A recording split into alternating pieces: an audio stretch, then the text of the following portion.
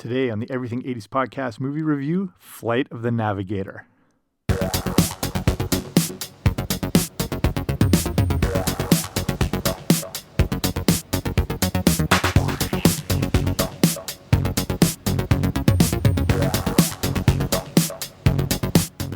Hey there, what's happening? Welcome back to the Everything 80s podcast. I'm Jamie. Thanks for coming on out today. We were looking at the classic 1986 science fiction adventure film Flight of the Navigator, directed by Randall Kleiser, written by Mark H. Baker, Michael Burton, and Matt McManus, starring Joey Kramer as David Freeman. So we'll break down the whole plot. We'll look at how this movie was made, some behind the scenes things, and explore a couple of the themes throughout the movie. But before we start, if you haven't already, make sure you subscribe wherever you find your podcasts. I should be there. Okay, so let's look at the plot. We start out, it's the night of July 4th, 1978. We're in Fort Lauderdale, Florida, where 12-year-old David Freeman is walking through the woods to pick up his 8-year younger brother Jeff from a friend's house. He accidentally falls in a ravine and is knocked unconscious. When he comes to, he discovers 8 years have passed and it's now 1986.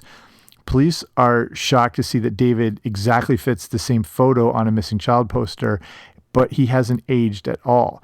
David is then reunited with his aged parents and his now 16-year-old brother Jeff. Meanwhile, as all this has been going on, an alien spaceship has crashed through some power lines and is captured by NASA. David is taken to the hospital for tests where his brainwaves reveal images of that same spaceship. Dr. Louis Faraday, who has been studying the spaceship since they first found it, persuades David to come to NASA, their research facility, just for 48 hours for extra tests, promising that they can help him learn the truth about what's happened to him. No big deal. They'll make it really casual, easy, all that sort of thing. There, though, Dr. Faraday discovers that David's mind is filled with alien technical manuals and star charts covering expanses of the galaxy that no one's ever seen before, specifically NASA. These star charts tell the scientists that he was taken to a planet called Phelan, which is 560 light years away, but in only 2.2 hours. So they realize now he's experienced what they call time dilation, very severe time dilation, as a result of having traveled faster than the speed of light.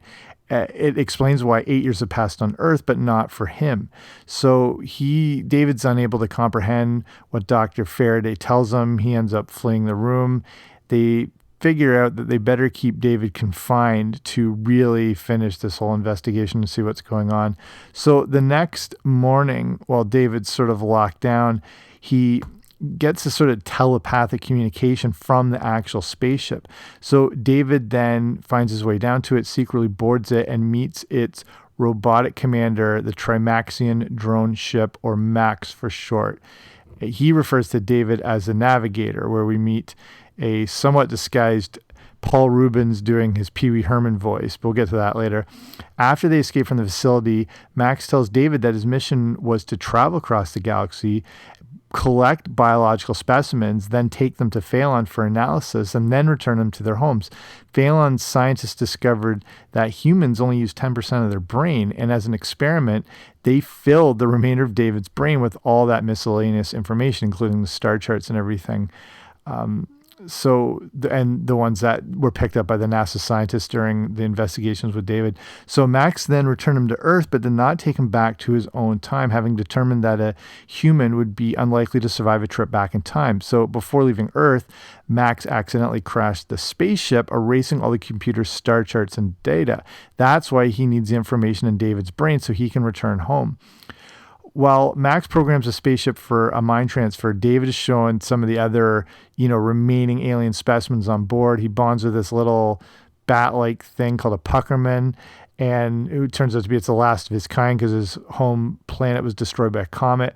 Max then performs the mind transfer on David, gets the star charts, but in the process, he contracts all the human emotional attributes and thoughts, and eventually turning Max full Pee Wee Herman at this point.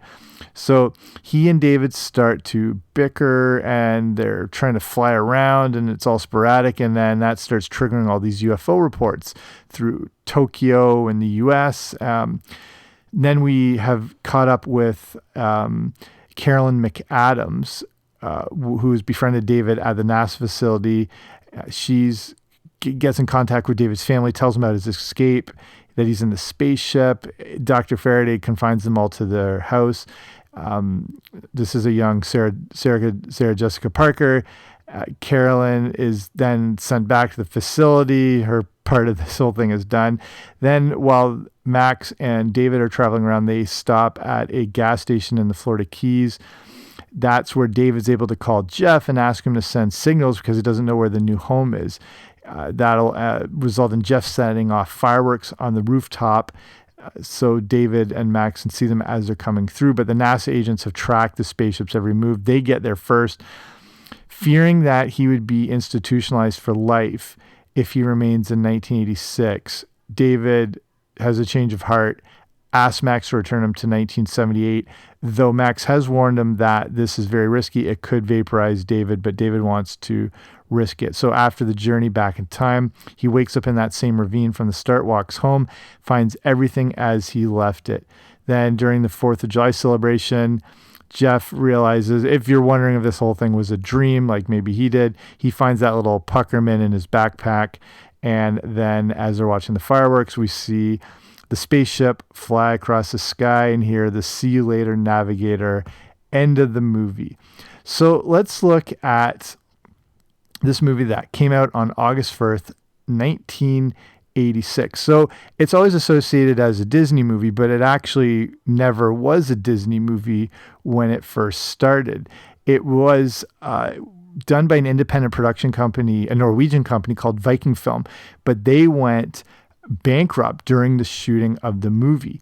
So it seems like a tough movie for an independent film company to take on, and I think they might have bitten off more they could chew with it. So after going bankrupt, Viking Film didn't want to give up on the movie as they really thought they had something unique on their hands.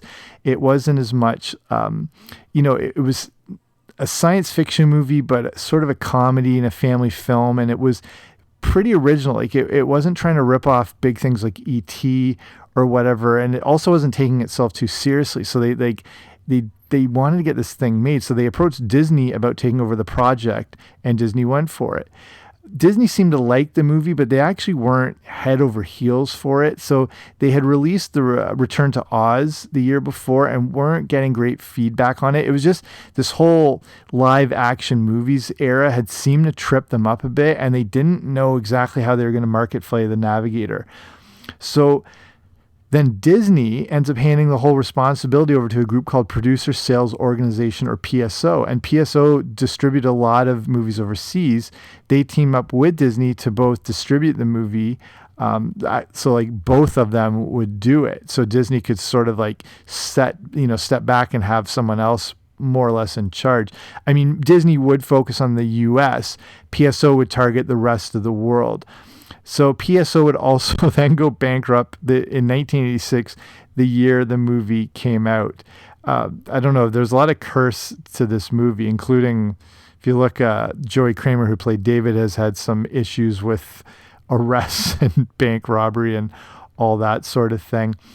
But a lot of the movie was filmed in Florida. It was originally going to be filmed in Los Angeles and Dallas, but there was so much bad weather that it delayed the shoot, so they had to move it to Florida, which also can be hit or miss as far as the weather. But they got pretty lucky and were able to make use of that perfect weather. They would also use sound stages in Miami for all the NASA-based shots. And here's something I had no idea about. Some of the movie was also filmed in Norway on the outskirts of Oslo, specifically the shots where the spaceship's flying over the marshes and the countrysides and everything like that. Also, fun facts, the director is the same guy who made Grease and Randall Kleiser. And he also worked on Honey, I Blew Up the Kid, Big Top Pee-wee, The Blue Lagoon, White Fang. It's also some interesting, this is some of the early use of CGI. And this was groundbreaking at the time. The CGI images of the ship really could honestly still hold up. A lot of this movie holds up today, and the images of the actual spaceship could be used in any other movie and you wouldn't like think twice. So the technology to create a photorealistic image that could reflect the environment around it as the ship does was basically brand new. It's called reflection mapping. It was actually the brother of the director who was in charge of creating the ship. So no one knew anything about this technology. All they did is they thought it should be chrome. And the director's brother thought, oh, they had this new software. Maybe this would work, this reflection mapping. Disney loved the early images of what was possible with the ship, but for some reason there were internal conflicts with the company that created the effect. That company was called Digital Effects. Disney wasn't going to hire a company that was having problems and that was going to end up disbanding. So Jeff Kleiser, the brother of the director, would get on board with a company called Omnibus Computer Animation to do work on Flight of the Navigator. Let's look at why Pee Wee Herman, Paul Rubens, is in this movie. So I was obsessed with Pee Wee Herman and Pee Wee's Playhouse as a kid. And I remember, of course, the first time seeing this movie, you're like, Max sounds exactly like Pee Wee Herman. I knew that Pee Wee Herman was played by Paul Rubens, but I remember specifically looking through the credits, I don't know if you did this too, to see that the voice of Max was done by Paul Mall. So who the hell was Paul Mall, and why was it such a blatant ripoff? Turns out it obviously was Paul Rubens, but he wasn't credited because, according to the director, it was because he wanted to remain low key, which is kind of ridiculous when he's doing one of the most distinctive voices in television and movie history. This is if you're familiar with Paul Rubens, his indecent exposure arrest. So that wasn't an issue. So Paul Rubens and Pee Wee Herman were big in 1986. So this might have been done as a way to surprise people who went to see the movie because they hadn't seen his name associated with it. Here's a little plot hole I think I found in this whole thing. So after Max does the mind transfer of all the data and the star maps, it gets crossed up with a lot of what fills the head of a 12-year-old kid, like remembering the Big Mac commercial and all that stuff. The problem is David's mind is coming from 1978. And if the voice was being used as something that would have been familiar to David, it would have been impossible to be Pee Wee Herman, as Pee Wee's Big Adventure didn't come out till 1985. Paul Rubens didn't even have his first HBO special until 1981. First time we've ever seen Pee Wee Herman as a character was on a TV show called The Dating Show in 1979. So unless David saw him perform at the Groundlings in 1978, where he first started, I don't know what exactly is going on in this movie. So here's the reception of Flight of the Navigator. It did pretty well as far as a critical response. It was generally praised by, big media outlets like the New York Times and Los Angeles Times. Even has an 83% rating on Rotten Tomatoes. It came out, I mentioned, on that going into that August 1st weekend, the same weekend as the infamous Howard the Duck movie, also Friday the 13th, Part 7. It made on its opening weekend $3.1 million, which for today would equal around $7 million. So nothing crazy good. It ended up being number 9 for all movies that opening weekend. So not a really great. It also overall made around $18.5 million, which converted for today is around $42 million. But it was made for $9 million. So it did decent. Not amazing, but definitely okay. Here's a few fun facts. One I like the best is sort of the early foreshadowing that happened. So the people at NASA might have been showing that they were the bad guys in this movie, as indicated in the scene where David first moves into his room. On the bed, they put that bunch of random toys for him. Among all the product placement were 2 specific toys, a Decepticon shrapnel and a G.I. Joe Cobra water moccasin boat. So it seems interesting that the evil NASA would give him the also evil Decepticons and Cobras. So, possibly indicating their motives the whole time. Other thing, just mentioning Sarah Jessica Parker, apparently she was not a fan. She was already becoming a pretty big star after appearing in Footloose and Girls Just Want to Have Fun. Doesn't seem to have a soft spot for the movie, and it was pretty much just a quick gig and a payday for her. She's been asked about her time in the movie and what drew her to it, but she's always been pretty dismissive of it, saying she doesn't even know what the movie's about. Okay, Sarah. So let's look at a few of the themes here. Obviously, the theme of family is very big, but it's even a bit bigger than that. It's about, the theme of home and friendship, and beyond that, even like the idea of exploration.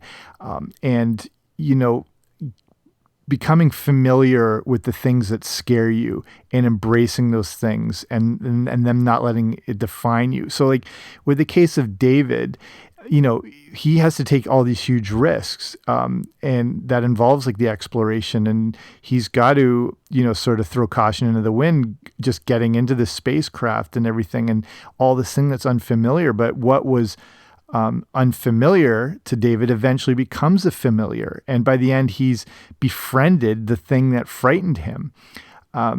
It's not like they're like hugely promoting these themes and ideas, and they really just exist as a natural part of the whole movie and about, embracing your circumstances.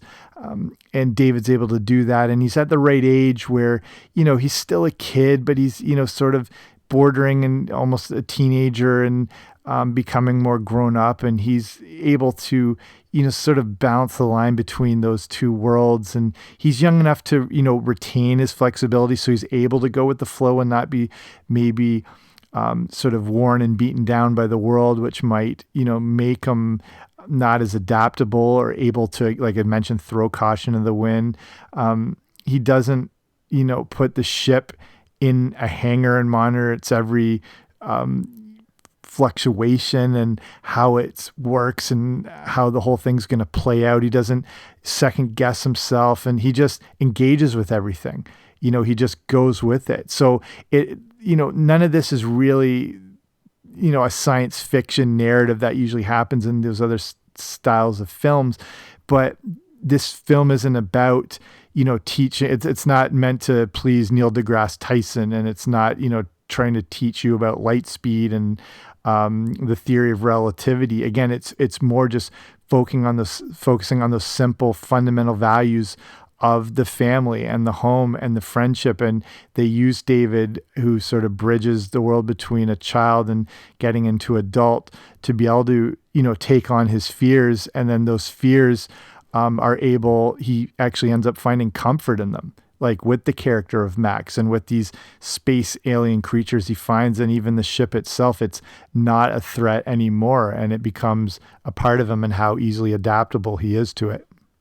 Okay, let's finish it off there. I'm not trying to get too deep with Flight of the Navigator, because that's not the intention of this film whatsoever. There's just those little themes kind of underneath the whole narrative that are just, sort of worth taking a look at.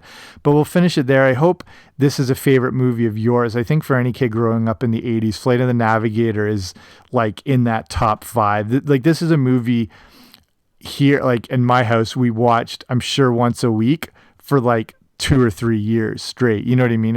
Having it on VHS, wearing that thing down to the bone. It's like an easy watching story. It's good as you're getting a little older as a kid, because there's frightening elements to it. Nothing over the top, but it's ultimately, like I said, it's not trying to be too serious of a science fiction movie, because it's not taking itself too seriously. And there is a lot of fun, and you really embrace that and the spirit. And again, that idea of exploration and everything like that. So, a ultimate classic, a beloved movie, and one of the best live action sort of family kids-ish movies of all time. So I hope it's a favorite of yours. So thanks for listening to this episode. Hope you enjoyed it. If you haven't already, make sure you subscribe wherever you find your podcasts. I should be there, and I will be back soon with a new episode. Don't you dare miss it.